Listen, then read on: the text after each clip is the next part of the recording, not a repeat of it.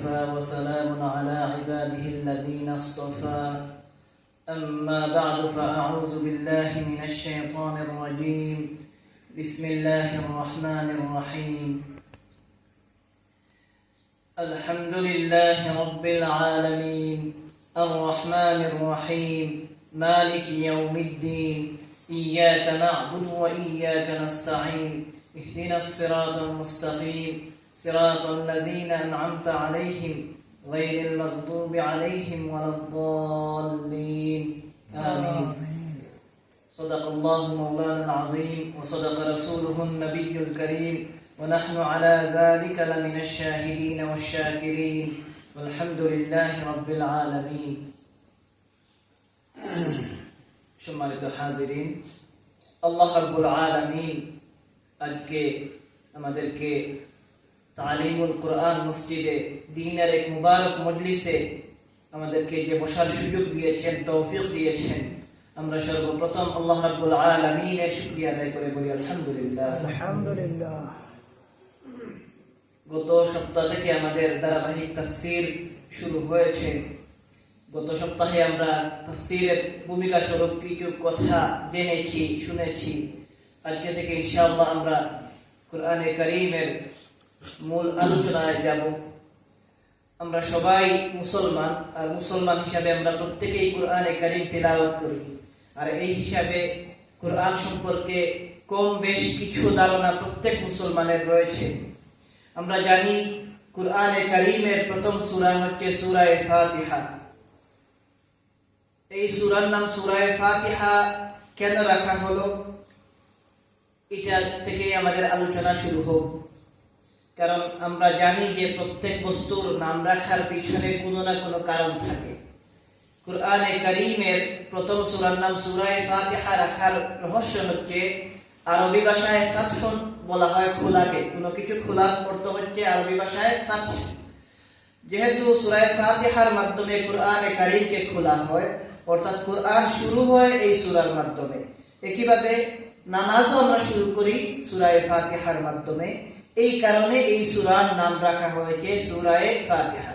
গত সপ্তাহে আমাদের আলোচনায় গেছে যে কোরআনে কারীমের যে সূরা, এই সূরাগুলোর নাম বিভিন্ন কারণে বিভিন্ন সময় রাখা হয়েছে। আল্লাহর পক্ষ থেকে রাসূলুল্লাহ সাল্লাল্লাহু আলাইহি ওয়াসাল্লাম জানিয়েছেন যে কখন কোন কারণে কোন সূরার নাম রাখা হবে। তো কোরআনে কারীমের প্রথম সূরা, এটার মূল নাম হচ্ছে সূরা ফাতিহা। এর বাইরে একজন বড় বিদগ্ধ মুফাসসির, বিদগ্ধ আলেম, আমাদের কম বেশ সবাই যার নাম কোনো না কোনো ভাবে শুনেছি, তার একজন বড় আলেমের নাম হচ্ছে আল্লামা জালালউদ্দিন সুয়ুতী রাহমাতুল্লাহি আলাইহি।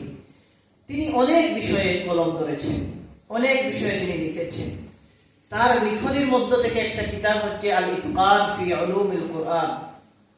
আল্লামা জালালউদ্দিন সুয়ুতী রাহমাতুল্লাহি আলাইহি তার এই কিতাবের মধ্যে সূরা ফাতিহার 21টা নাম বর্ণনা করেছেন। সূরা ফাতিহার 21টা নাম তিনি সেখানে উল্লেখ করেছেন। তো আমাদের আসলে এতগুলো তো জানার সুযোগ নাই, সম্ভব না। গুরুত্বপূর্ণ কয়েকটা বা বাছাইকৃত কয়েকটা নাম আমরা জানি। আমরা তো সূরা ফাতিহাকে সূরা ফাতিহা হিসেবে চিনি, কিন্তু সূরা ফাতিহার আরো কিছু নাম রয়েছে যেটা আল্লাহ রাব্বুল আলামিন রেখেছেন, রাসূলুল্লাহ সাল্লাল্লাহু আলাইহি ওয়াসাল্লামকে জানিয়েছেন। এর মধ্যে সূরা ফাতিহার অন্যতম গুরুত্বপূর্ণ একটা নাম হচ্ছে সূরাতুল হামদ। হামদুল্লাহর অর্থ হচ্ছে প্রশংসা। যেহেতু এই সূরার মধ্যে আল্লাহ রাব্বুল আলামিনের প্রশংসা করা হয়, এজন্য এই সূরার আরেক নাম হচ্ছে সূরাতুল হামদ। এই সূরার আরেকটি গুরুত্বপূর্ণ নাম হচ্ছে সূরাতুদ দুআ। দোয়া মানে চাওয়া। আমরা এই সূরার মাধ্যমে আল্লাহ রাব্বুল আলামিনের কাছে হেদায়েত কামনা করি। এই জন্য এই সূরার আরেক নাম হয়েছে সূরাতুদ দুআ। একইভাবে এই সূরার এক নাম হচ্ছে সূরাতু তা'লিমিল মাসআলা। শব্দটা আরবি শুনতে কঠিন মনে হয়, কিন্তু বাংলায় এটা আমরা সবাই বুঝি। অর্থাৎ মাসআলা মানে চাওয়া, আর তা'লিম মানে শিক্ষা। তো কিভাবে চাইতে হবে এই শিক্ষাটা সূরা ফাতিহার মধ্যে আমাদেরকে দেওয়া হয়েছে, আল্লাহ তাআলা আমাদেরকে দিয়েছেন। কিভাবে দিয়েছেন? আমরা সূরা ফাতিহার শুরুর দিকে কি পড়ি? আলহামদুলিল্লাহি রাব্বিল আলামিন আর রহমানির রহিম মালিকি ইয়াউমিদ্দিন ইয়্যাকা না'বুদু ওয়া ইয়্যাকা নাস্তাঈন। আমরা আল্লাহ রাব্বুল আলামিনের ভরপুর আর এরপরে সে কি বলি, প্রশংসার শেষে, তারিফের শেষে আমরা বলি ইহদিনাস সিরাতাল মুস্তাকিম, আল্লাহ আপনি আমাদেরকে সরল পথের সন্ধান দিন। এই যে আল্লাহর কাছে আমরা চাইলাম, এই চাইবার আগে আমরা আল্লাহ রাব্বুল আলামিনের প্রশংসা করেছি। তো এখান থেকে আমাদের শিক্ষা রয়েছে, এবং এটা আমাদেরকে মূলত শিক্ষা দেওয়া হয়েছে যে যদি আমরা আল্লাহ রাব্বুল আলামিনের কাছে কোনো কিছু চাইতে হয়, তখন আমরা প্রথমে আল্লাহ রাব্বুল আলামিনের তারিফ করব, প্রশংসা করব, এরপরে আল্লাহ রাব্বুল আলামিনের কাছে চাইব। আর কেন এমন হবে না? দুনিয়াতে যদি আপনি একটা উদাহরণ দিই, আমরা যদি কোনো মানুষের কাছে যাই, গিয়ে যদি বলি যে আমাকে দেন, কিছু দিতেই হবে, এটা এক ব্যক্তি। আর আবার যদি এমন হয় যে কোনো মানুষের কাছে গিয়ে বলি যে আপনি বড় ভালো মানুষ, আপনার বাবা বড় ভালো মানুষ ছিলেন, আপনার পুরা খানদান বড় ভালো মানুষ ছিলেন, ওনারা সবাই খেদমত করেছেন, আপনিও বড় খেদমত করেন মানুষের, এইরকম যদি কথাবার্তা বলে মানুষের কাছে যাই, এই ক্ষেত্রে যার কাছে চাইবো তার দেওয়ার সম্ভাবনা বেশি থাকবে ওই ব্যক্তির তুলনায় যে সরাসরি গিয়ে বলবে যে আমাকে কিছু দেন, না দিলে সমস্যা হবে। এরকম বললে, হুট করে বললে কেউ কি হবে না, খুশি হবে না।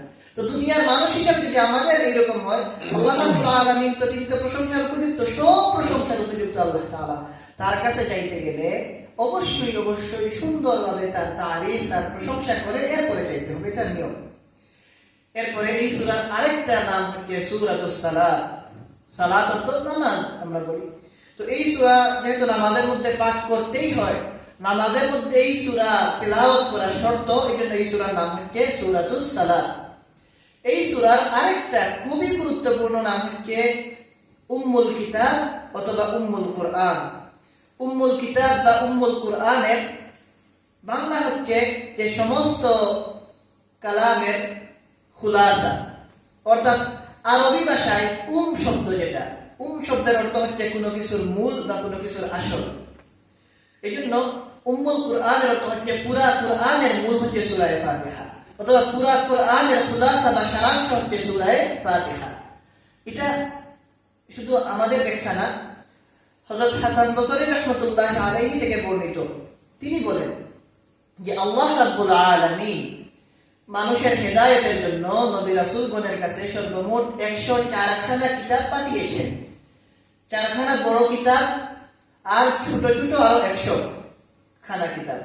এই 104 খানা কিতাবের মধ্য থেকে হযরত হাসান বসরি রাহমাতুল্লাহি আলাইহির সূত্রে বর্ণিত পাওয়া যায় যে এই 104 খানা কিতাবের মধ্য থেকে 100 খানা যে ছোট কিতাব, এই ছোট ছোট কিতাব যেগুলোকে বলা হয় সাহিফা, এই সাহিফাগুলা মধ্যে যা আলোচনা হয়েছে এর সংক্ষেপগুলো আল্লাহ তাআলা বাকি বড় বড় 4টা কিতাবের মধ্যে উল্লেখ করেছেন। আর বাকি বড় বড় যত কিতাব, তাওরাত, জাবুর, ইনজিল, এই 3টা কিতাবের মূল যে আলোচনা, এই সবগুলো আল্লাহ তাআলা সূরা কুরআনে কারীমের মধ্যে উল্লেখ করেছেন। এক কথায় ছোট 100 কিতাবের সারাংশ আল্লাহ তাআলা বড় 4 কিতাবের মধ্যে দিয়েছেন, আর বড় 4 কিতাবের মধ্যে থেকে প্রথম 3টা কিতাবের সারাংশ, খুলাসা, মূল কথাগুলো আল্লাহ তাআলা কুরআনে কারীমের মধ্যে বয়ান করেছেন। আর কুরআনে কারীমের মধ্যে আল্লাহ তাআলা যা কিছু বয়ান করেছেন এর মূল কথাটা, সারাংশ বা খুলাসা আল্লাহ তাআলা সূরা ফাতিহার মধ্যে বর্ণনা করেছেন। আর মুফাসসিরিন ইকরাম এই কথাও বলেন যে সূরা ফাতিহার মধ্যে যা বয়ান করা হয়েছে, বলা হয়েছে, এই কথাটাকে সংক্ষেপে বিসমিল্লাহির রহমানির রহিমের মাধ্যমে আল্লাহ তাআলা সংক্ষেপে বলে দিয়েছেন। এইজন্য কুরআনে কারীমের এক নাম হচ্ছে উম্মুল কুরআন বা উম্মুল কিতাব বা কুরআনে কারীমের মূল বা সারাংশ। এই কথাটাকে মুফাসসিরিন ইকরাম অন্যভাবেও ব্যাখ্যা করেছেন। ব্যাখ্যা এইভাবে করেন যে পুরা কুরআন যদি আমরা পড়ি এবং কুরআনের মর্ম অর্থ যদি আমরা বুঝতে চেষ্টা করি, তখন আমরা কুরআনে কারীমের মধ্যে দেখি যে আল্লাহ তাআলা মৌলিকভাবে 4টা বিষয়ের আলোচনা করেছেন। এর মধ্যে একটা হচ্ছে উলুহিয়াত বা আল্লাহ রাব্বুল আলামিনের প্রতি ঈমান আনা, আল্লাহকে ইলাহ হিসাবে বিশ্বাস করা। এটা কুরআনের যে মৌলিক যে আলোচ্য বিষয়ের মধ্যে থেকে একটা। দ্বিতীয় কুরআনের আলোচ্য বিষয় হচ্ছে মাআদ বা পরকালের আলোচনা। আল্লাহ তাআলা কুরআনের মধ্যে গুরুত্ব দিয়ে বিভিন্ন জায়গায় আখিরাতের আলোচনা করেছেন। তৃতীয় হচ্ছে আল্লাহ রাব্বুল আলামিন কুরআনে কারীমের জায়গায় বিভিন্ন জায়গায় নবুয়তের আলোচনা করেছেন, নবীজির প্রতি ঈমান আনা, এই কথাগুলো আল্লাহ তাআলা বলেছেন।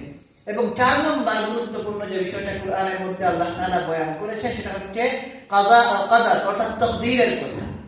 এগুলো হচ্ছে কুরআনে কারীমের মৌলিক আলোচ্য বিষয়।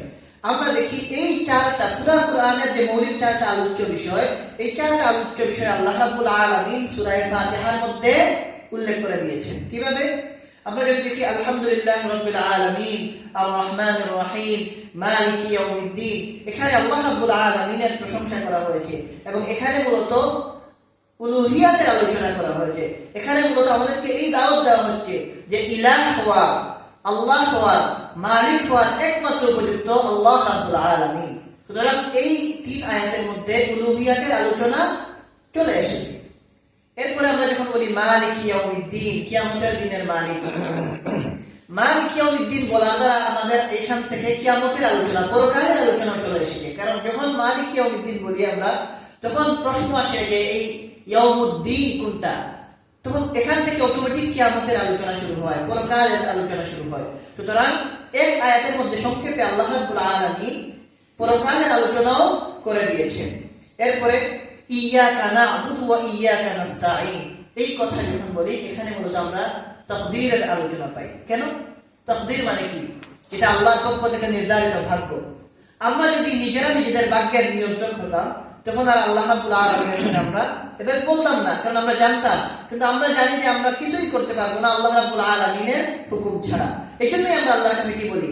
ইয়াকা না'বুদু, যে আমরা আপনারই ইবাদত করি, ও ইয়াকা নাস্তাঈন, আর আমরা আপনারই সাহায্য চাই। এটা মূলত আল্লাহর পক্ষ থেকে আমাদেরকে যে সাহায্য করা, এটা আমাদের তাকদীরের বিষয়। আল্লাহ তাআলা আমাদের কি করবেন না করবেন। তো এখানে কোরআনের মৌলিক আরেকটা আলোচ্য বিষয় চলে এসেছে। আর এরপরে যে আলোচনা ইহদিনাস সিরাতাল মুস্তাকিম, আল্লাহ আমাদেরকে সরল পথ দেখান। এই সরল পথ কোনটা, এখান থেকে নিয়ে বাদ বাকি শেষ পর্যন্ত যে আলোচনা, এই পুরাটাই নবুয়তের আলোচনা। আমরা যে বলি আল্লাহ আমাদেরকে সরল পথ দেখান, সঠিক পথ দেখান, এই সঠিক পথ কোনটা? নবীওয়ালা পথ। রাসূলুল্লাহ সাল্লাল্লাহু আলাইহি ওয়াসাল্লাম যে পথে চলেছেন এবং যে পথের সন্ধান আমাদেরকে দিয়েছেন, আমরা আল্লাহকে নবী বাদ দিয়ে পাবো না। যদি কোনো মানুষ মনে করে যে আমি আল্লাহর কাছে পৌঁছে যাবো আর নবী আমার লাগবে না, নাউযুবিল্লাহ, তার ঈমান থাকবে না।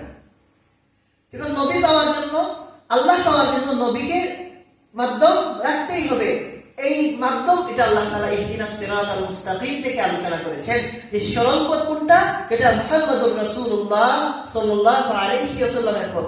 যদি বলে যে ইহদিনাস সিরাতাল মুস্তাকিম এই পথ, এটা কোনটা, বলতেই হবে এটা রাসূলুল্লাহ সাল্লাল্লাহু আলাইহি ওয়াসাল্লামের পথ। সুতরাং কোরআনে কারীমের সূরা ফাতিহার মধ্যে কোরআনের যে মৌলিক আলোচ্য বিষয়, উলুহিয়াতের আলোচনা বা আল্লাহর প্রতি ঈমান আনার আলোচনা, আখিরাতের আলোচনা, তাকদীরের আলোচনা এবং নবুয়তের আলোচনা, পুরোটাই আল্লাহ রাব্বুল আলামিন সূরা ফাতিহার মধ্যে সংক্ষেপে বলে দিয়েছেন। এই হিসাবে কোরআনে কারীমের সূরা ফাতিহাকে উম্মুল কুরআন বা উম্মুল কিতাব বলা যায়, কারণ কোরআনে কারীমের সারসংক্ষেপ এখানে চলে এসেছে। এছাড়া এই সূরার মাধ্যমে কোরআন শুরু হয়েছে, এই জন্য এই সূরাকে কি বলা যায়? উম্মুল কুরআন বলা যায়। যেভাবে মক্কা মুকাররমার একটা নাম আমরা জানি উম্মুল কুরা। কুরা, কারিয়াতুন শব্দের অর্থ হচ্ছে গ্রাম, আর এর বহুবচন হয় কুরা। বলা হয় যে আল্লাহ রাব্বুল আলামিন সর্বপ্রথম যে জমিন সৃষ্টি করেছিলেন সেটা ছিল মক্কা মুকাররমার জমিন। এখান থেকে পুরা পৃথিবী বিস্তৃত হয়েছে। একইভাবে সূরা ফাতিহা থেকে আল্লাহ রাব্বুল আলামিন পুরা কুরআনকে বিস্তৃত করেছেন। এইজন্য কুরআনে কারীম এর মূল হচ্ছে সূরা ফাতিহা, এইজন্য সূরা ফাতিহাকে উম্মুল কুরআন বা উম্মুল কিতাব বলা যায়। এই যে কুরআনে কারীমের সূরা ফাতিহার নামকরণের মধ্য থেকে গুরুত্বপূর্ণ একটা নাম। এছাড়া কুরআনে কারীমের এই সূরা ফাতিহার একটা নাম পাওয়া যায় সূরাতুশ শিফা। শিফা মানে, শিফার অর্থ হচ্ছে সুস্থতা, চিকিৎসা। তো এই সূরা সম্পর্কে সহিহ বুখারী, সহিহ মুসলিম সহ হাদিসের বিভিন্ন কিতাবে পাওয়া যায় যে এই সূরার মধ্যে আল্লাহ রাব্বুল আলামিন আমাদের জন্য শিফা রেখেছেন, অসুস্থ অবস্থার চিকিৎসা রেখেছেন। এবং এর দলিল হচ্ছে হযরত আবু সাঈদ খুদরি রাদিয়াল্লাহু তাআলা আনহু থেকে বর্ণিত একটা হাদিস। তিনি বলেন যে আমরা একদিন এক স্থানে সফরের অবস্থায় এক স্থানে অবস্থান করছিলাম। এমন সময় একজন মহিলা আমাদের কাছে আসলেন এবং এসে বললেন যে আমাদের এলাকার যে সর্দার, যে নেতা, তাকে সাপে কেটেছে, কিন্তু আমাদের মধ্যে কেউ এমন নাই যে সাপে কাটা রোগের চিকিৎসা করবেন। তোমাদের মধ্যে কেউ কি আছেন এখানে যিনি এই সাপে কাটা রোগীকে জার ফুকের মাধ্যমে সুস্থ করবেন? তখন আবু সাঈদ খুদরি রাদিয়াল্লাহু তাআলা বলেন, এই কথা শুনে আমাদের মধ্য থেকে একজন ব্যক্তি তিনি উঠে গেলেন এবং ওই মহিলার সাথে এখানে গেলেন অথচ আমরা জানতাম যিনি আমাদের কাছ থেকে যিনি উঠে গেছেন এই জারহুকের জন্য, তিনি জারহুক জানেন না। আবু সাঈদ খুদরি রাদিয়াল্লাহু তাআলা আনহু ভাষ্য হচ্ছে, যিনি আমাদের কাছ থেকে যিনি উঠে গেলেন চিকিৎসার জন্য, ওই সাপের কাছে রোগীর চিকিৎসা করবেন বলে, আমরা জানতাম যে তিনি জারহুক বলতে কিছু চিনি না, আমরা কেউ চিনি না। কিন্তু তিনি গেলেন, যাওয়ার পরে তিনি ওইখানে গেলেন, গিয়ে ফেরত আসলেন। আসার পরে তাকে জিজ্ঞাসা করা হলো, এবং এখানে মজার বিষয় হচ্ছে তিনি যখন চিকিৎসা করার পরে বিনিময় হিসাবে তারা তাকে এক পাল বকরি দান করেন এবং অনেক দুধ দান করেন। কারণ কি করেছেন, তাদের সর্দারকে তিনি চিকিৎসা করে সুস্থ করেছেন, তিনি এইগুলা নিয়ে ফেরত আসেন। ফেরত আসার পরে বাকি সাহাবায়ে কেরাম তারা জিজ্ঞাসা করলেন যে তুমি তো জারহুক জানো না, চিনো না, তুমি কি করলে, কিভাবে এই কাজ করলে? তখন তিনি বলেন যে আমি সত্যিই তো জারহুক জানি না, তবে আমি ওইখানে গিয়ে সূরা ফাতিহা করে ফুঁক দিয়েছি এবং ওই ব্যক্তি ভালো হয়ে গেছে। এরপরে তারা আমাকে কি হয়েছে, খুশি হয়ে এক পাল, বলা হয় কেউ বলেন যে 30টা ছাগল তারা হাদিয়া দিয়েছে এবং অনেকগুলো দুধ দিয়েছে। তখন বর্ণনাকারী সাহাবী বলেন, আমরা যখন এই কথা শুনলাম তখন আমাদের মধ্যে কি হয়ে গেল, একটা আলোচনা শুরু হয়ে গেল যে এই যে ছাগলগুলা, এগুলো আমাদের জন্য নেওয়া ঠিক হবে কি হবে না।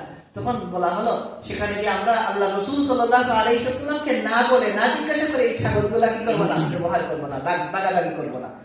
এরপরে যখন রাসূলুল্লাহ সাল্লাল্লাহু আলাইহি ওয়াসাল্লামের কাছে আসা হলো এবং এই বিষয়টা বলা হলো, তখন আল্লাহ রাসূল সাল্লাল্লাহু আলাইহি ওয়াসাল্লাম বললেন যে তিনি কি করে বুঝলেন এই কথাটা যে সূরা ফাতিহার দ্বারা যে চিকিৎসা করা হয়। এরপরে আল্লাহ রাসূল খুশি হলেন এবং বললেন যে তোমরা এই বকরিগুলোকে বন্টন করে নাও, আর তোমরা আমাকেও একটা কি দিও, হিস্সা দিও।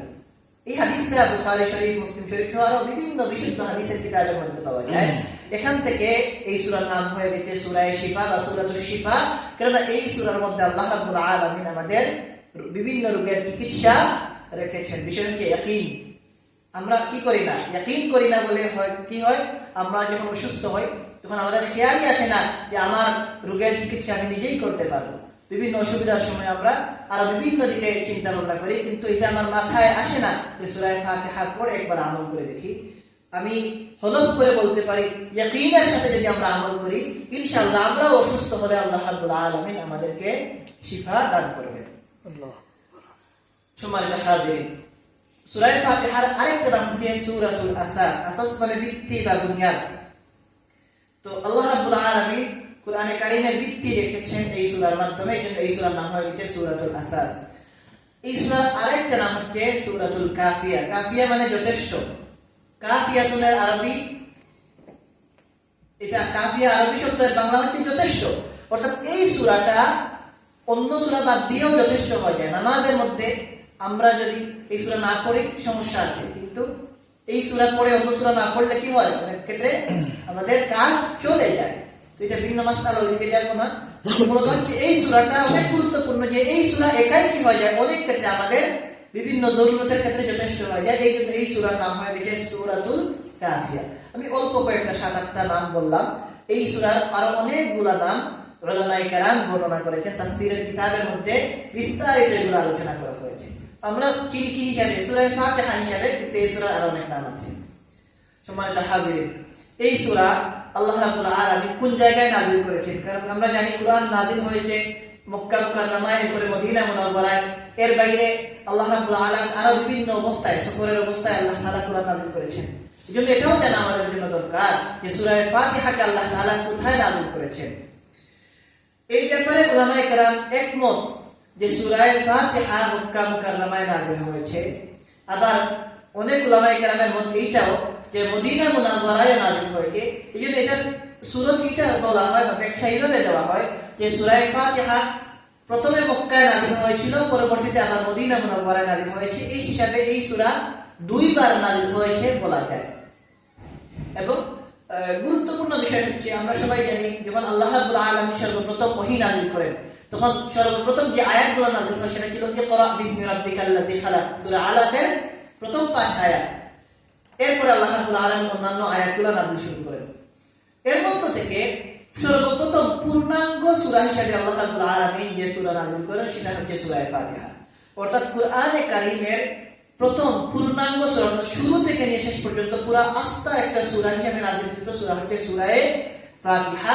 এবং এই সূরা মক্কা মুকাররমায় নাযিল হয়েছে এবং ওহী যখন নাযিল হয় আল্লাহ রাসূলের কাছে ওহী আসা শুরু হয়, এই ওহী আসার শুরুর দিকে সূরা ফাতিহা এসেছে। এই প্রসঙ্গে হাদিসের মধ্যে পাওয়া যায়, হাদিসের মধ্যে বড় চমৎকার আলোচনা পাওয়া যায় এই বিষয়ে। সূরা ফাতিহার নাযিল হওয়ার বিষয়ে বলা হয়, রাসূলুল্লাহ সাল্লাল্লাহু আলাইহি ওয়াসাল্লামের কাছে যখন ওহী আসা শুরু হয় তখন তিনি সর্বপ্রথম কিছু কি হতেন, আতঙ্কিত হতেন, ভীত হতেন। কারণ আগে এরকম অবস্থা হয় নাই, ফেরেশতা আসতেন এবং ওহী নাযিল হওয়ার গত সপ্তাহে আমরা আলোচনায় জেনেছি ওহী নাযিল হওয়ার সময় আল্লাহ রাসূলের অনেক কষ্ট হতো, অনেক কঠিন বিষয়। কারণ কোরআন কারীমের মধ্যে আল্লাহ তাআলা বলেছেন যে আল্লাহ তাআলা ওহীকে পাহাড়ের উপর নাযিল করতে চেয়েছিলেন, পাহাড় রাজি হয় নাই, মানুষ রাজি হয়ে গেছে। তো মানুষের কাছে আল্লাহ তাআলা দিয়েছেন, আর অন্যান্য কিছুর উপর আল্লাহ তাআলা চেয়েছেন নাযিল করতে। কারণ কোরআন গ্রহণ করা, আসমানি কিতাব গ্রহণ করা এটা সহজ বিষয় না, কঠিন বিষয়।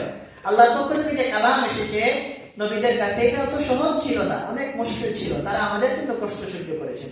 আল্লাহ রাসূলের কাছে যখন ওহী আসতো তখন তার বড় কষ্ট হতো। তো শুরুর দিকের ঘটনা, হযরত খাদিজা রাদিয়াল্লাহু তাআলা আনহা চাচাতো ভাই ছিলেন যার নাম ছিল ওয়ারাকা বিন নওফল, এবং অনেকেই বলেন তিনি ইসলাম গ্রহণ করেছিলেন। ওয়ারাকা বিন নওফল রাদিয়াল্লাহু তাআলা আনহু, তিনি ছিলেন হযরত খাদিজা রাদিয়াল্লাহু তাআলা আনহার চাচাতো ভাই, এবং তিনি কুরাইশের মানুষ ছিলেন।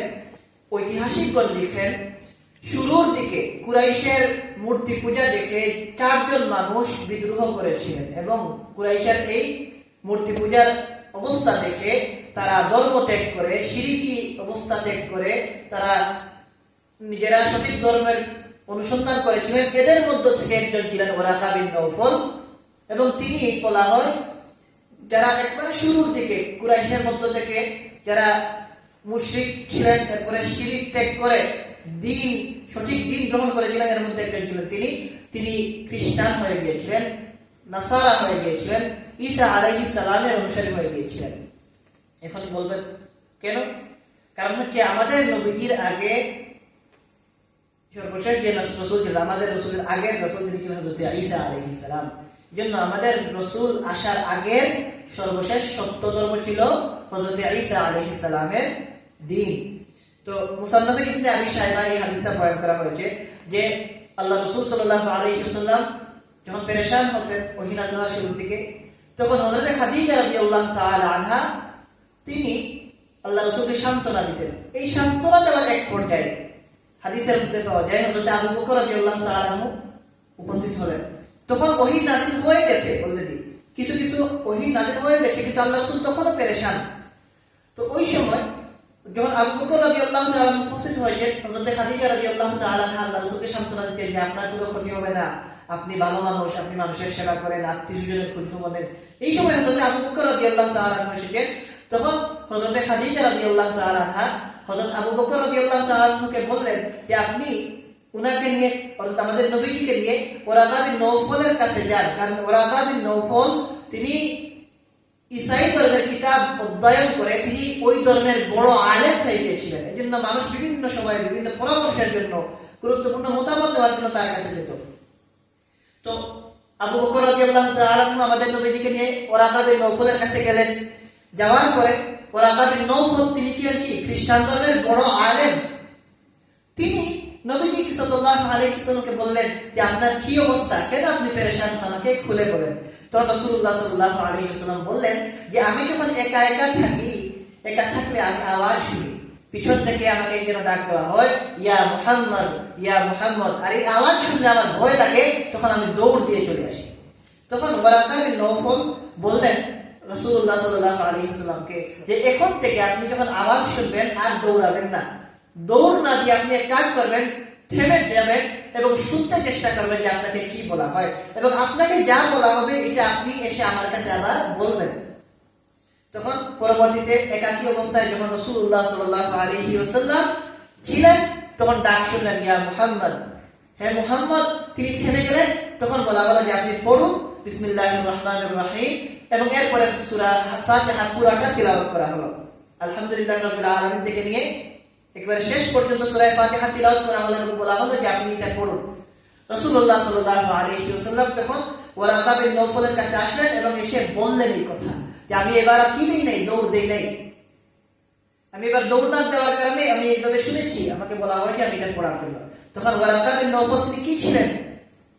আস্তে আসমানি কিতাবের আলেম ছিলেন, তিনি নিজে অধ্যয়ন করে আসমানি কিতাব সম্পর্কে তিনি পড়ে জানতে পেরেছিলেন যে শেষ নবী আসবেন এবং শেষ নবীর অবস্থা এমন হবে। এজন্য যখন বলা হলো রাসূলুল্লাহ সাল্লাল্লাহু আলাইহি ওয়াসাল্লাম হালত বয়ান করলেন, তখন ওয়ারাকা বিন নওফল রাসূলুল্লাহ সাল্লাল্লাহু আলাইহি ওয়াসাল্লামকে বললেন যে সুসংবাদ গ্রহণ করুন, আপনি খুশখবরি গ্রহণ করুন। আমরা যে বলি কংগ্রাচুলেশন, এইভাবে বলা যে আপনার জন্য সুসংবাদ। এরপর বলা যে আমি সাক্ষ্য দিচ্ছি আপনি ওই নবী যার ব্যাপারে হযরত ঈসা আলাইহিস সালাম সুসংবাদ দিয়ে গেছেন, এবং আমি সাক্ষ্য দিচ্ছি আপনার প্রতি ওই শরীয়ত প্রেরণ করা হচ্ছে যেটা হযরত মুসা আলাইহিস সালামের প্রতি পাঠানো হয়েছিল, এবং আমি এটাও সাক্ষ্য দিচ্ছি যে আপনি সত্যিকার রাসূল। এই হাদিস থেকে আমরা বুঝতে পারি যে সূরা ফাতিহা আল্লাহ রাব্বুল আলামিন ওহী নাযিল করার একেবারে শুরুর দিকে, নবুয়তের প্রথম দিকে আল্লাহ তাআলা নাযিল করেছিলেন। সম্মানিত হাজিরিন, এই সূরা অনেক গুরুত্বপূর্ণ আমাদের জন্য। আমরা তো তেলাওয়াত করি, কিন্তু এই সূরার ফজিলত সম্পর্কে যদি জানি তখন আমাদের আগ্রহ আরো বাড়বে ইনশাআল্লাহ, আশা করি।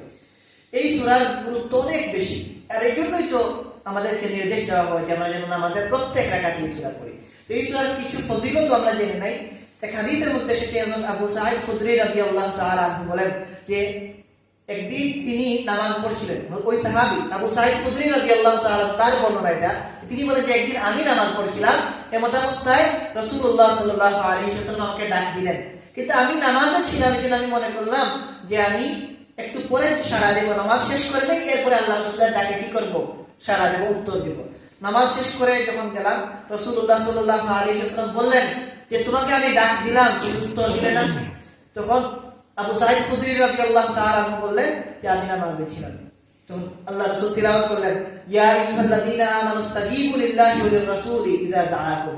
হে ঈমানদারগণ, ইয়া আইয়ুহাল্লাযীনা আমানুস্তাজীবু লিল্লাহি ওয়া লির-রাসূলি ইযা দাআকুম, যখন আল্লাহ এবং আল্লাহর রাসূল তোমাদেরকে ডাক দিবেন, ইস্তাজীবু তোমাদের জন্য সাড়া দেওয়া জরুরি, তোমাদের জন্য ডাকের উত্তর দেওয়া, ডাক দিলে তোমাদের জন্য জবাব দেওয়া জরুরি।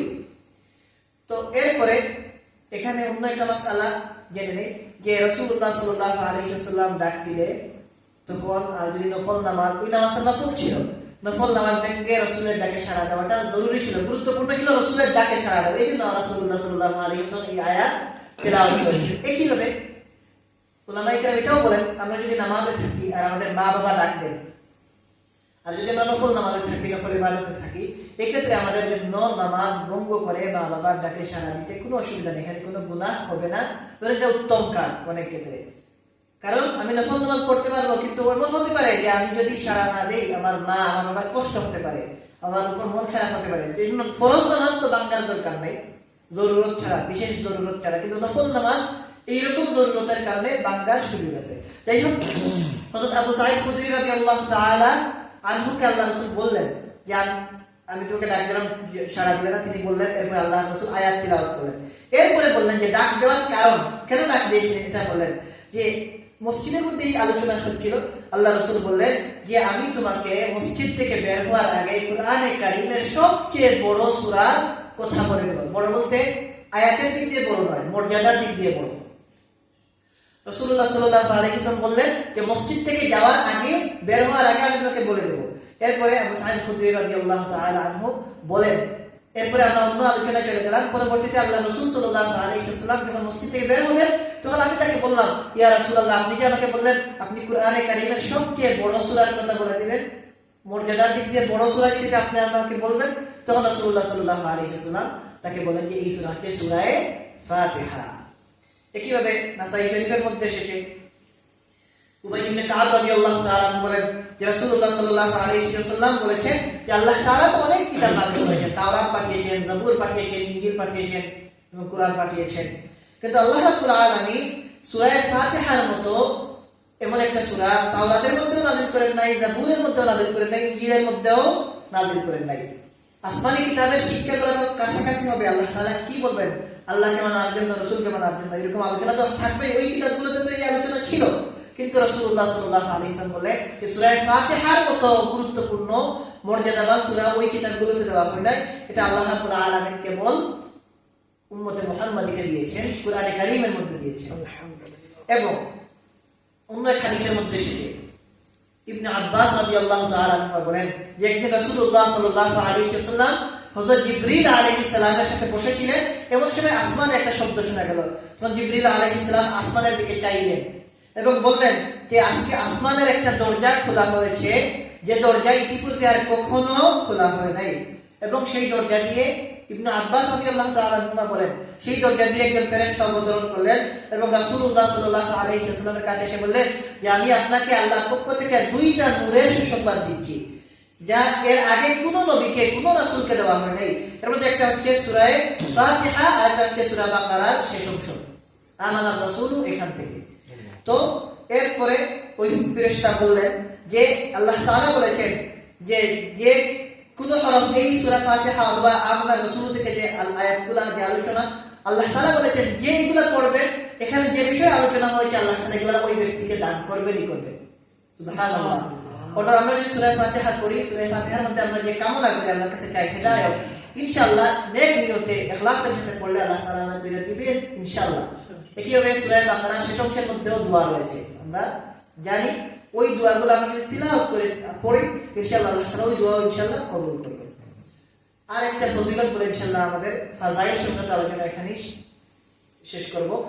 হাদিসে কুদসিতে আল্লাহ তাআলা বলেন, সূরা ফাতিহার সঙ্গে একটা গুরুত্বপূর্ণ হাদিসে কুদসি রয়েছে, যেটা আমরা বারবার শুনেছি। হাদিসে কুদসি বলা হয় ওইসব হাদিসকে, হাদিস বলতে আসলে কি এটা তো আমরা সবাই জানি যে রাসূলুল্লাহ সাল্লাল্লাহু আলাইহি ওয়াসাল্লামের বাণী, কাজ, আমল, এগুলো হাদিস। একইভাবে হাদিসের একটা প্রকার হচ্ছে হাদিসে কুদসি, অর্থাৎ আল্লাহ রাব্বুল আলামিনের কথা, যেটা কুরআনের আয়াত না, কিন্তু আল্লাহ তাআলা বলেছেন ওইগুলা যেটা আল্লাহ তাআলার উদ্ধৃতি সহকারে রাসূলুল্লাহ সাল্লাল্লাহু আলাইহি ওয়াসাল্লাম বর্ণনা করেন, ওইগুলাকে বলা হয় হাদিসে কুদসি। হাদিস সবগুলাই আল্লাহ তাআলার কথা, এমন না যে রাসূলুল্লাহ সাল্লাল্লাহু আলাইহি ওয়াসাল্লাম যেসব কথা বলেছেন এগুলো নিজে বানিয়ে বলেছেন। আল্লাহ তাআলা কুরআনের মধ্যে বলেন ওমা ইয়ানতিকু আনিল হাওয়া ইন হুয়া ইল্লা ওয়াহয়ুন ইউহা। রাসূলুল্লাহ সাল্লাল্লাহু আলাইহি ওয়াসাল্লাম যা বলেছেন সবগুলাই ওহী, হাদিসও ওহীর অংশ, ওহীর প্রকার হচ্ছে আমাদের আলোচনায় গেছে। তো এর মধ্যে থেকে এক প্রকার হাদিস এমন যেখানে রাসূলুল্লাহ সাল্লাল্লাহু আলাইহি ওয়াসাল্লাম এটা নিজের পক্ষ থেকে বলতেন না, বরং এটা বলতেন যে আল্লাহ তাআলা এইভাবে বলেছেন। তো এই প্রকার হাদিসকে বলা হয় হাদিসে কুদসি। এই হাদিসে কুদসির মধ্যে থেকে আল্লাহ তাআলা বলেন যে কাসামতুস সালাতা বাইনি ওয়া বাইনা আবদি নিসফাইন ওয়া লিআবদি মা সাআল। এখানে সালাত বলতে সূরা ফাতিহা, কারণ নামাজের মধ্যে আমরা সূরা ফাতিহা পড়তেই হয়, পড়ি, এজন্য এখানে সালাত দ্বারা উদ্দেশ্য হচ্ছে সূরা ফাতিহা। আল্লাহ তাআলা বলেন, নিজে বলেন আল্লাহ তাআলা যে আমি সূরা ফাতিহাকে আমার এবং আমার বান্দাদের মধ্যে ভাগ করেছি, ভাগাভাগি করে নিয়েছি, এবং বলেন ওলি আবদি মা সাআল, এবং আমার বান্দা আমার কাছে যা চায় আমি তাকে তাই দিই। এই সূরার মাধ্যমে যা চাওয়া হয় আমি তাকে তাই দান করি। এরপর আল্লাহ তাআলা বলেন হাদিসের মধ্যে এসেছে ফাইজা ক্বালা আল আবদু আলহামদুলিল্লাহি রাব্বিল আলামিন, যখন বান্দা তেলাওয়াত করে এবং বলে আলহামদুলিল্লাহি রাব্বিল আলামিন, তখন আল্লাহ তাআলা ফেরেশতাদেরকে ডেকে বলেন ক্বালা আল্লাহু তাআলা হামিদানি আবদি, আমার বান্দাগণ আমার প্রশংসা করেছে। আল্লাহ তাআলা ফেরেশতাদেরকে এই সংবাদ দেন, আমরা যখন আলহামদুলিল্লাহি রাব্বিল আলামিন বলি আল্লাহ তাআলা ফেরেশতাদেরকে শোনান যে আমার বান্দারা আমার তারিফ করেছে, হামিদানি আবদি। এরপরে যখন মানুষ বলে আর রহমানুর রহিম, তখন আল্লাহ রাব্বুল আলামিন ফেরেশতাদেরকে বলেন আসনা আলাইয়া আবদি, আমার বান্দা আমার প্রশংসা করেছে, আমার গুণগান গেয়েছে, আমার সানা বর্ণনা করেছে। এরপরে আমরা যখন বলি মালিক ইয়াউমিদ্দিন, তখন আল্লাহ তাআলা বলেন মাজ্জাদানি আবদি, আমার বান্দাগণ আমার বরত্ব বয়ান করেছে। এরপরে আল্লাহ রাব্বুল আলামিন বলেন যখন মানুষ আমরা বলি ইয়াকা না'বুদু ওয়া ইয়াকা নাস্তাঈন, এটা তো দোয়া, তখন আল্লাহ তাআলা বলেন যে হাযা বাইনি ওয়া বাইনা আবদি ওয়া লিআবদি মা সাআল, এই অংশটা আমার এবং আমার বান্দাদের মধ্যে ভাগ করে নিয়েছি, ওয়া লিআবদি মা সাআল, এবং আমার বান্দারা যা চায় আমি তাদেরকে তাই দিই। কি ইহদিনাস সিরাতাল মুস্তাকিম, আমরা কি চাই? ইহদিনাস সিরাতাল মুস্তাকিম সিরাতাল লাযিনা আন'আমতা আলাইহিম। তো দেখেন এটা সূরা ফাতিহার মর্যাদা। আল্লাহ রাব্বুল আলামিন এই সূরাকে তার এবং আমাদের মধ্যে ভাগাভাগি করে নিয়েছেন এবং আমাদেরকে আল্লাহ তাআলা সুসংবাদ দিচ্ছেন যে আমরা যা চাইবো আল্লাহ রাব্বুল আলামিন আমাদেরকে তাই দিবেন। শর্ত হচ্ছে আমার ভাইয়েরা ইখলাসের সাথে আমাদের চাইতে হবে। আমরা যে তেলাওয়াত করি পড়ি, যদি ইখলাস না থাকে আমাদের সব আমল বেকার। আর যদি আমাদের ইখলাস থাকে, অল্প আমল যদি আমরা করি আর ইখলাস থাকে, আল্লাহ তাআলা এর বদৌলতে আমাদের আখিরাতকে সুন্দর করে দেবেন ইনশাআল্লাহ। এখানে এখন একটা আলোচনা, আমাদের একটা প্রশ্ন আসতে পারে, যদি এই আলোচনাটা মনে করি করা দরকার। বিষয় হচ্ছে সূরা ফাতিহার আমরা ফজিলত জানলাম, সূরা ফাতিহার মর্যাদা জানলাম। এখন আমাদের মনে যদি প্রশ্ন এটা আসে, এটা অবান্তর না যে আল্লাহ রাব্বুল আলামিন কুরআন নাযিল করেছেন এবং পুরো কুরআন তো আল্লাহর কালাম। এখন এই পুরো কুরআনের মধ্য থেকে সূরা ফাতিহাকে বিশেষ মর্যাদা দিলে তো অন্যগুলা কি হয়, মর্যাদা কমে যায়। এটা কি ঠিক হয়? উলামায়ে কেরাম এই বিষয়টা নিয়ে আলোচনা করেছেন এবং কিছু সংখ্যক উলামায়ে কেরাম এই কথার ব্যাপারে একমত পোষণ করেছেন যে কোন সূরাকে কোন সূরার উপর মর্যাদা দেওয়া যাবে না, বরং পুরো কুরআনই আল্লাহর কালাম। এই সুতরাং সব গুলার মর্যাদা সমান। এটা ইমাম মালিক রাহমাতুল্লাহ আলাইহির মত, ইমাম আবুল হাসান আশআরী আকীদা ইবনে বড় ইমাম তার মত, ইয়াহইয়া ইবনে ইয়াহইয়া তার মত। এই সমস্ত উলামায়ে কেরাম এই মত পোষণ করেন যে কুরআনের কোন আয়াতকে অন্য আয়াতের উপর, সূরাকে অন্য সূরার উপর মর্যাদা দেওয়া যাবে না। কিন্তু বড় সংখ্যায় উলামায়ে কেরামকে পাওয়া যায় তারা বলেন যে না, কুরআনে কারীম সবই আল্লাহর কালাম এবং এক্ষেত্রে মর্যাদা হ্রাস হবে না ইনশাআল্লাহ, বরং আল্লাহ রাব্বুল আলামিন তিনি নিজে যদি কোনটাকে কোনটার উপর মর্যাদা দেখেন, অন্যটা কি হয় না, মর্যাদা ছোট হওয়ার, কমে যাওয়ার কোনো বিষয় থাকে না। এই জন্য উলামায়ে কেরাম বলেন যে আল্লাহ রাব্বুল আলামিন পুরো কুরআন নাযিল করেছেন, সবই গুরুত্বপূর্ণ, তবে এর মধ্যে থেকে কিছু বেশি গুরুত্বপূর্ণ। আর এই বেশি গুরুত্বপূর্ণ বলতে কি, তারা বলেন আয়াতুল কুরসি বেশি গুরুত্বপূর্ণ, সূরা হাশরের শেষ 3 আয়াত অনেক গুরুত্বপূর্ণ, সূরা ইখলাস অনেক গুরুত্বপূর্ণ, একেবারে সূরা ফাতিহা অনেক গুরুত্বপূর্ণ। তো এক্ষেত্রে তারা যে এই দাবি করেন যে কুরআনে কারীমের কিছু অংশ অন্যগুলোর উপর বিশেষ গুরুত্ব রাখে, এগুলো তাদের নিজেদের শুধু দাবি না, বরং হাদিসের মধ্যেও এই ব্যাপারে দালাইল পাওয়া যায় যে রাসূলুল্লাহ সাল্লাল্লাহু আলাইহি ওয়াসাল্লাম এই কথাগুলা বলেছেন। যেমন এক হাদিসের মধ্যে এসেছে, একদিন উবাই ইবনে কাব রাদিয়াল্লাহু তাআলা আনহু থেকে বর্ণিত, তিনি বলেন তার উপনাম ছিল আবুল মুনজির। আল্লাহ রাসূল সাল্লাল্লাহু আলাইহি ওয়াসাল্লাম তাকে একদিন বললেন, হে আবুল মুনজির, তুমি বলো তোমার কাছে কুরআনে কারীমের আল্লাহর কিতাবের সবচেয়ে মর্যাদাপূর্ণ আয়াত কোনটা? তখন উবাই ইবনে কাব রাদিয়াল্লাহু তাআলা আনহু বললেন যে আমি যখন এই প্রশ্ন শুনলাম, আল্লাহ রাসূল আমাকে বললেন যে কুরআনের সবচেয়ে মর্যাদাপূর্ণ, সবচেয়ে গুরুত্বপূর্ণ আয়াত তোমার কাছে কোনটা মনে হয়? তখন আমি বললাম যে আল্লাহ রাসূল, আপনি এই ব্যাপারে আল্লাহ এবং আল্লাহ রাসূল আপনারা ভালো জানেন, আমি কি এই বিষয়ে কোনো জবাব দিতে পারবো না, আমার জানা নেই। আল্লাহ রাসূল সাল্লাল্লাহু আলাইহি ওয়াসাল্লাম আবার বললেন যে হ্যাঁ আবুল মুনজির, তুমি কি জানো আল্লাহ রাব্বুল আলামিন যে কিতাব পাঠিয়েছেন, এই কিতাবের মধ্যে সবচেয়ে দামি, সবচেয়ে মর্যাদাপূর্ণ আয়াত কোনটা?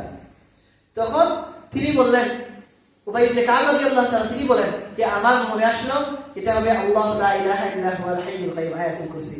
এবং তিনি সাহস করে বলেন যে আল্লাহু লা ইলাহা ইল্লা হুয়াল হাইয়ুল কাইয়্যুম লা তাখুযুহু সিনাতুন ওয়া লা নাওম, আয়াতুল কুরসি এটা সবচেয়ে গুরুত্বপূর্ণ, মর্যাদাপূর্ণ আয়াত। তখন রাসূলুল্লাহ সাল্লাল্লাহু আলাইহি ওয়াসাল্লাম কি করলেন?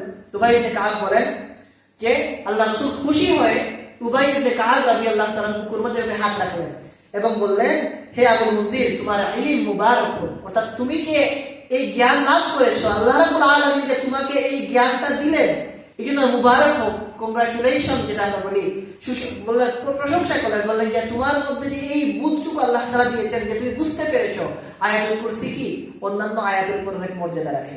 এই হাদিস থেকে প্রমাণ হয় যে কুরআনের কিছু অংশ অন্য কিছুর উপর মর্যাদাবান হতে পারে। এই হিসেবে সূরা ফাতিহা কি হতে পারে, অন্য সূরার উপর যদি মর্যাদা রাখে, এতে কি হবে না, অন্য সূরার অমর্যাদা হবে না, এবং এটা অবশ্যই বাস্তবতার সাথে সামঞ্জস্য রাখে। আমরা ভূমিকা হিসেবে অনেক আলোচনা করে ফেললাম, মূল আলোচনায় যাই। আমরা যখন কোরআন তেলাওয়াত করি তখন আমরা সবাই সরাসরি কোরআন তেলাওয়াত শুরু করি, আমরা পড়ি আলহামদুলিল্লাহি রাব্বিল আলামিন, বরং যেখান থেকে আমরা তিলাওয়াত করি এই আদব আমরা রক্ষা করি যে আমরা তিলাওয়াত করার সময় সর্বপ্রথম আমরা পড়ি আউযু বিল্লাহি মিনাশ শাইতানির রাজীম, বিসমিল্লাহির রহমানির রহিম। এই যে আউযু বিল্লাহি মিনাশ শাইতানির রাজীম বলে তিলাওয়াত শুরু করি, এটা আল্লাহ তাআলা আমাদেরকে শিক্ষা দিয়েছেন, আমাদেরকে হুকুম করেছেন। আমরা যখন কোরআন তেলাওয়াত করব তখন যেন আমরা কি পড়ি, আউযু বিল্লাহ পড়ে কোরআন তেলাওয়াত করা শুরু করি। আল্লাহ রাব্বুল আলামিন সূরা নাহলের এক আয়াতের মধ্যে বলেন, ফাইযা ক্বারা'তাল কুরআন, যখন তুমি তেলাওয়াত করবে কোরআন, ফাসতাইয বিল্লাহি মিনাশ শাইতানির রাজীম, তখন বিতাড়িত শয়তান থেকে আল্লাহর কাছে আশ্রয় প্রার্থনা করে, আশ্রয় চেয়ে দোয়া করে তুমি কি করো, কোরআন তেলাওয়াত শুরু করো। এই আয়াত থেকে প্রমাণ হয় যে আল্লাহ রাব্বুল আলামিন আমাদেরকে আউযু বিল্লাহি মিনাশ শাইতানির রাজীম পড়ে কোরআন তেলাওয়াত শুরু করার নির্দেশ দিয়েছেন। এইজন্য জমহুর উলামায়ে কেরাম বলেন যে কোরআন তেলাওয়াতের শুরুতে তাআউযু বা আউযু বিল্লাহ পড়া সুন্নাত।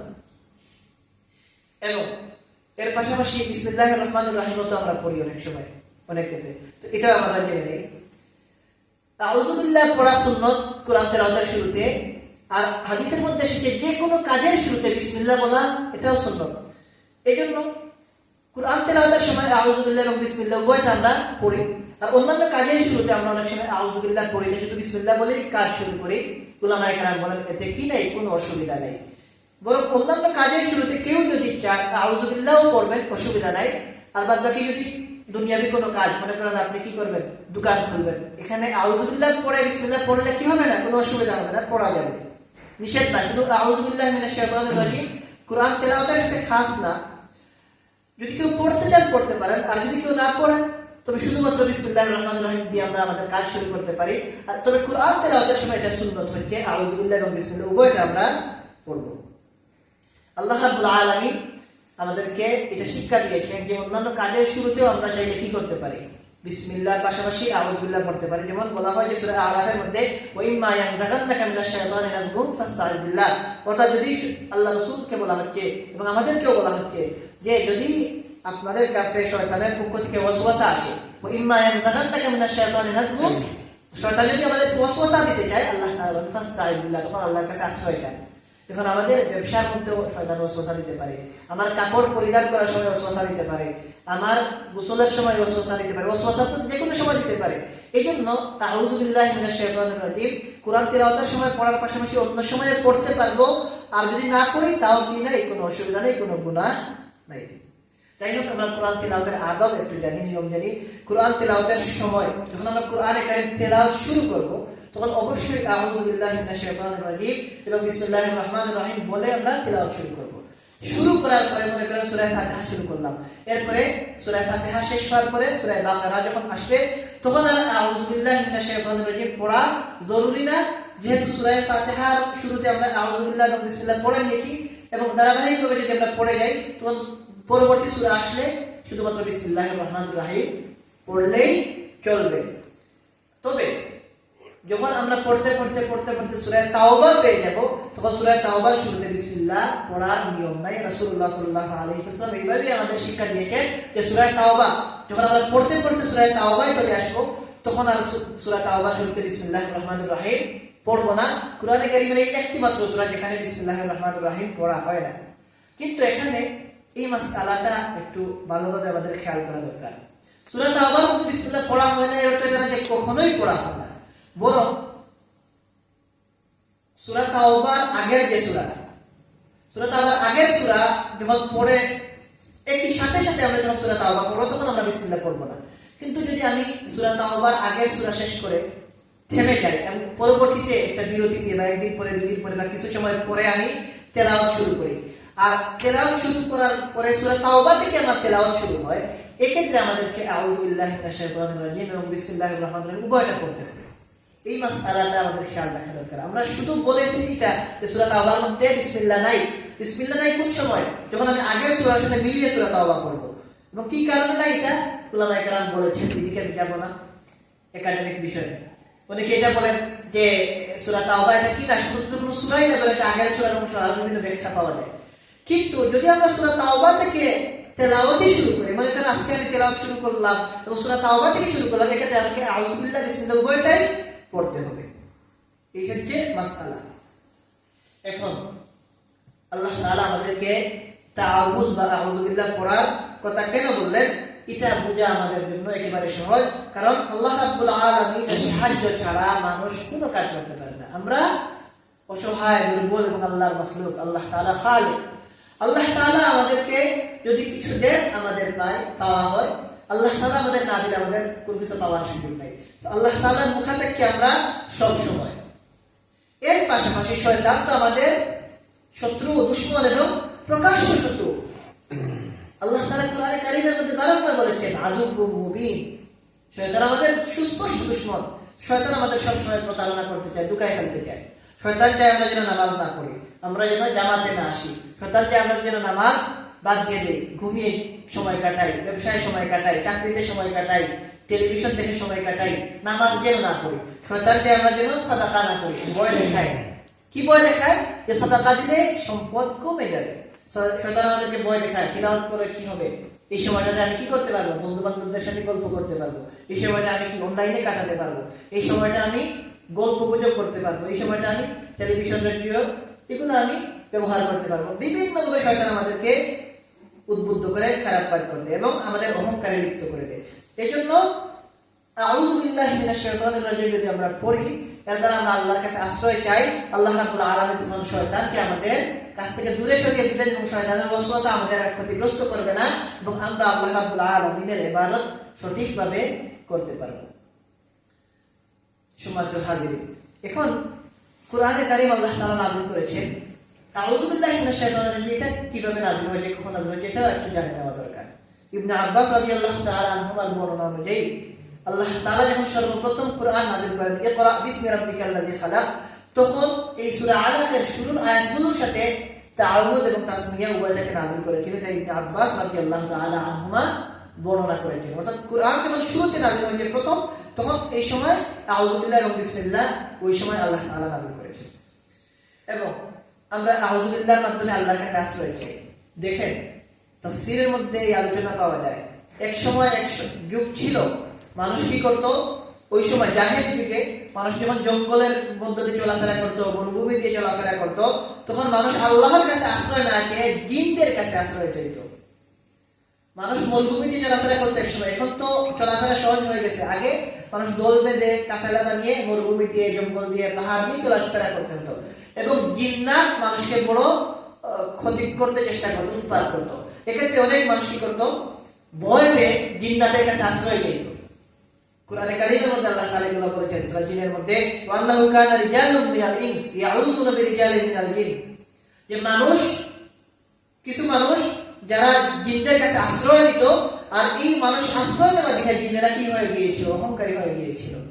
মূলত জিন্নাতদেরকে তো আল্লাহ তাআলা মানুষের উপর কর্তৃত্ব দেওয়ার জন্য দুনিয়াতে রাখেন নাই।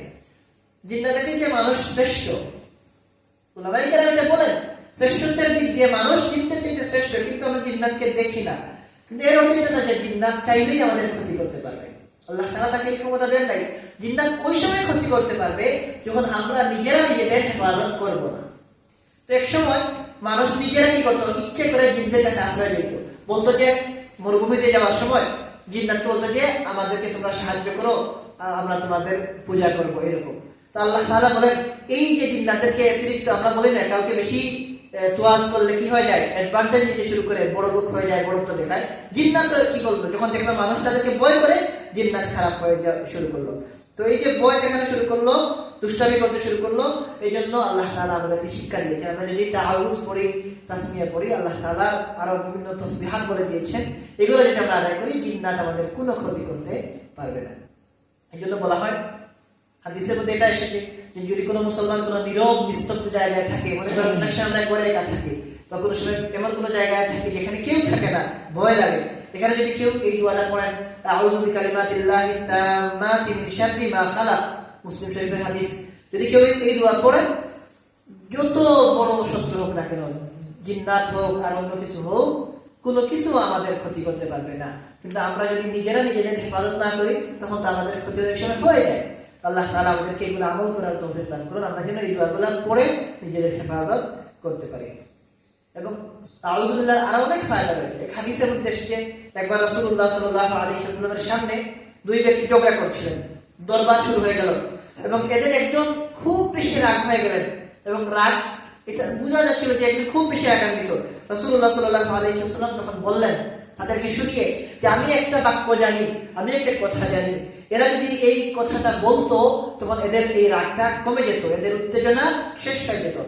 তখন যে ব্যক্তি বেশি রাগান্বিত ছিলেন তিনি বললেন যে এই বাক্যটা কি? আল্লাহ রাসূল বললেন যে আউযু বিল্লাহি মিনাশ শাইতানির রাজিম। তখন ওই ব্যক্তি আল্লাহ রাসূলের কাছ থেকে শুনে আউযু বিল্লাহি মিনাশ শাইতানির রাজিম যখন পড়লেন, সাথে সাথে তার রাগ পানি হয়ে গেল। তো এটাও উলামায়ে কেরাম আমাদেরকে বলেছেন যে রাগের সময় আউযু বিল্লাহ পড়া, কারণ রাগকে শয়তান আমাদেরকে কি করে, উস্কানি দিয়ে বাড়িয়ে দেয়। ফ্যামিলির সাথে ছোট্ট বিষয় দেখবেন, কোনো গুরুত্বপূর্ণ বিষয় না, অযথা শয়তান আমাদেরকে উস্কানি দিয়ে রাগ শুরু হয়ে যায়। আপনি আপনার মা বাবার সাথে, যারা আমাদের মাতার কাজ, কিন্তু দেখা যায় অনেক সময় ছোট্ট কারণ, কোনো কারণই না, অযথা আমরা রাগ করি। এটা কেন হয়? শয়তান আমাদেরকে উস্কানি দেয়। সেক্ষেত্রে যদি আমরা আউযু বিল্লাহি মিনাশ শাইতানির রাজিম পড়ি, শয়তানের এই ক্ষতি থেকে আল্লাহর কাছে আশ্রয় চাই, আল্লাহ তাআলা আমাদেরকে হেফাজত করবেন ইনশাআল্লাহ। আলোচনা যখন শুরু হলো, এক দুইটা আলোচনা করে তাহলে শেষ করবো। আমরা শয়তানের আলোচনা করছিলাম যে শয়তানের কাছ থেকে আমরা আল্লাহর কাছে আশ্রয় চাই, এই জন্য আমরা আউযু বিল্লাহি মিনাশ শাইতানির রাজিম পড়ি। শয়তান কাকে বলে? শয়তান কাকে বলে? উলামায়ে কেরাম লিখেন যে অবাধ্য জিন্নাত এদেরকে শয়তান বলা হয়, এবং এই শ্রেণীর জিন্নাত এরা ইবলিসের সন্তানদের মধ্য থেকে। তো শয়তান বলা হয় যারা অবাধ্য জিন্নাত, এদেরকে শয়তান। আল্লামা জাওহারি রাহমাতুল্লাহি আলাইহি একজন বড় আলেম, তিনি বড় গুরুত্বপূর্ণ কিতাব লিখেছেন, অনেকগুলো কিতাব। এর মধ্যে থেকে একটা কিতাবের মধ্যে তিনি এটা বয়ান করেন যে প্রত্যেক নাফরমান প্রাণী, চাই জিন হোক অথবা চতুষ্পদ জন্তু হোক অথবা মানুষ হোক, এদেরকে এখন পরিভাষায় শয়তান বলা যাবে। যদি মানুষের মধ্যে শয়তানি আচরণ চলে আসে, এটা না যে আপনি একজন মানুষকে শয়তান ডাকবেন, কিন্তু এটা বলা যাবে তার মধ্যে শয়তানি খাসলত এসেছে। তো এই শয়তানের খাসলত বা অভ্যাস মানুষের মধ্যেও আসতে পারে, জিন্নের মধ্যে তো আছে, চতুষ্পদ প্রাণীর মধ্যেও আসতে পারে। এবং শয়তান যে এটা আরবি শব্দ, এই শয়তানটা এসেছে শাতানায়াশতুন, আরবি একটা বাবে নাসারা, এটা গ্রামারের আলোচনা সরফ শাস্ত্রের। এটা শাতানায়াশতু থেকে শয়তান, ফিআলুনের অধীনে শাইতান, এখান থেকে শয়তান। এই আলোচনার জন্য বললাম যে শাতানায়াশতু এর অর্থ হচ্ছে দূরে সরে যাওয়া। যেহেতু শয়তান সে সব কল্যাণ থেকে, সব ভালো কিছু থেকে দূরে সরে গেছে, এই জন্যই তার নাম হয়ে গেছে শয়তান। শয়তানকে শয়তানের জন্যই বলা যায় যে তার মধ্যে কোনো কি নাই, খায়ের নাই, কোনো ভালো নাই। শাতানের অর্থই হচ্ছে কি? শয়তানের অর্থই হচ্ছে দূরে সরে যাওয়া। শয়তান সব কল্যাণের কাছ থেকে দূরে, তার মধ্যে কি নাই, কোনো ভালো কিছু নাই, যা আছে সব খারাপ, এই জন্যই তার নাম হয়ে গেছে শয়তান। এবং শয়তানের মধ্যে সবচেয়ে বড় শয়তান ইবলিস। উলামায়ে কেরাম বলেন ইবলিস এটা ইবলাস শব্দ থেকে এসেছে, এবং ইবলাসের অর্থ হচ্ছে হতাশ হয়ে যাওয়া। শয়তান যেহেতু আল্লাহর রহমত থেকে নিরাশ হয়ে গেছে, তার আর কি নাই, কোনো আশা নাই, সে আল্লাহর রহমতের উপর ভরসা করতে পারে না, সে নিরাশ হয়ে গেছে, এই জন্য তার নাম হয়ে গেছে ইবলিস। কারণ ইবলাসের অর্থ হচ্ছে নিরাশ হওয়া, সে সবচেয়ে বেশি নিরাশ। যদি বলেন যে সৃষ্টি জগতের মধ্যে সবচেয়ে বেশি নিরাশকে, সবচেয়ে বেশি নিরাশ মানে কি? হতাশ, কোনো আশা নাই। আমরা আশা করি যে আমরা গুনাহ করি কিন্তু আল্লাহ তাআলা আমাদেরকে মাফ করে জান্নাত দিবেন, আমরা গুনাহ করি আল্লাহ তাআলা আমাদেরকে মাফ করবে, আমাদের অনেক আশা আছে না? কিন্তু শয়তানের কোনো আশা নেই, সবার আশা আছে, শয়তানের কোনো আশা নেই। এই শয়তান নিরাশ হওয়ার কারণে তার নাম হয়ে গেছে ইবলিস। বড় শয়তান যেটা, তার কোনো আশা নাই, এবং তার নাম হয়ে গেছে ইবলিস। এবং আরবি ভাষায় কোনো মানুষ যদি নিরাশ হয়ে যায়, হতাশ হয়ে যায়, তাকে এটা বলার জন্য বোঝানো হয় আবলাসার রাজুল ইবলাস, এভাবে বলা হয়। অর্থাৎ কোনো মানুষ হতাশ হয়ে গেলে, নিরাশ হয়ে গেলে, কোনো আশা হারিয়ে ফেললে, এটাকে বলা হয় ইবলাস বলে ব্যাখ্যা করা হয়। যাই হোক, তার নাম যে ইবলিস হলো কারণ সে নিরাশ হয়ে গেছে। এখন বলবেন যে সে তো একসময় ভালো ছিল, তখন তার নাম ইবলিস ছিল কিনা না একটা বিষয়। কারণ ইবলিসের আলোচনা করতে গেলে আমরা জানি যে ইবলিস কি ছিল, তাকে বলা হয় মুআল্লিমুল মালাইকা, ফেরেশতাগণের উস্তাদ। চিন্তা করেন, ইবলিস ফেরেশতাগণের উস্তাদ ছিল। তখন ইবলিসের অর্থ যদি হয় নিরাশ হয়ে যাওয়া থেকে, তখন ওই সময় তার নাম কি ছিল? ইবলিস ছিল না অন্য কিছু ছিল। কারণ ওই সময় যদি ইবলিস থাকে, তখন কেমনে তার নামটা যৌক্তিক হয়? এই জন্য আব্দুল্লাহ ইবনে আব্বাস রাদিয়াল্লাহু তাআলা আনহুমা বলেন যে ইবলিসের নাম ছিল এক সময় আযাজিল, তার নাম ছিল আযাজিল। এরপরে যখন সে অভিশপ্ত হয়ে গেল, আদম আলাইহিস সালামকে আর সিজদা করলো না, তখন তার নাম হয়ে গেল ইবলিস। আবার আরো বর্ণনা পাওয়া যায় তার নাম সম্পর্কে, বলা হয় তার আরেক নাম ছিল নাইল। নাইল পরবর্তীতে তার নাম হয়ে গেছে ইবলিস, কারণ সে আল্লাহর রহমত থেকে নিরাশ হয়ে গেছে। এই হচ্ছে তাআউযের আলোচনা। এরপরে আমাদের আলোচনা বিসমিল্লাহির রহমানির রহিম, এরপরে সূরা ফাতিহা, আলহামদুলিল্লাহি রাব্বিল আলামিন। যেহেতু সময় অনেক বেশি হয়ে গেছে, আজকে আমরা এখানেই থামি। আল্লাহ রাব্বুল আলামিন তৌফিক দিলে আগামী সপ্তাহে আমরা ইনশাআল্লাহ বিসমিল্লাহির রহমানির রহিমের আলোচনা করে আস্তে আস্তে ইনশাআল্লাহ আলহামদুলিল্লাহি রাব্বিল আলামিন বলে মূল কুরআনে কারীমের মধ্যে প্রবেশ করব। আল্লাহ তাআলা তৌফিক দান। আমি একটু আস্তে আস্তে আলোচনা করতে যাতে করে একটু বিস্তারিত, এগুলো আমাদের যেহেতু দৈনন্দিন জীবনে কাজে লাগে, তাআউয, তাসমিয়া, এগুলো আমাদের সবসময় কাজে লাগে। এজন্য এইগুলা একটু একটু সময় নিয়ে আলোচনা করছি। আল্লাহ তাআলা আমাদেরকে বুঝার এবং আমল করার তৌফিক দান করুন। ওয়া আখিরু দাওয়ানা আলহামদুলিল্লাহি রাব্বিল আলামিন। আলহামদুলিল্লাহি রাব্বিল আলামিন ওয়াল আকিবাতু লিল মুত্তাকিন ওয়াসসালাতু ওয়াসসালামু আলা সাইয়্যিদিল আমবিয়া'i ওয়াল মুরসালিন ওয়া আলা আলিহি ওয়া সাহবিহি আজমাইন।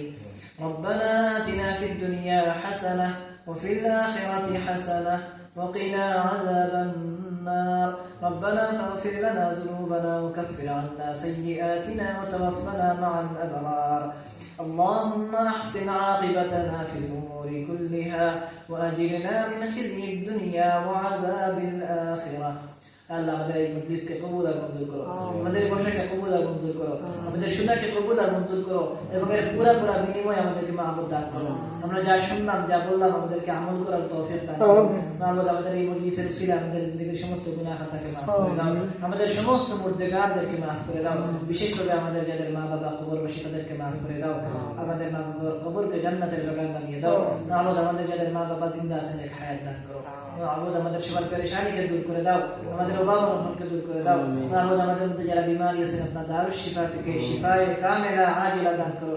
আমাদের সবার বিমারকে দূর করে দাও, আমাদের সবার মাকাসিদ হাসানাকে কবুল আর মঞ্জুর করো, আমাদেরকে ইখলাসের সাথে আমল করার তৌফিক দান করো। সুবহান রাব্বিকা রাব্বিল ইজ্জাতি আম্মা ইয়াসিফুন ওয়া সালামুন আলাল মুরসালিন ওয়াল হামদুলিল্লাহি রাব্বিল আলামিন।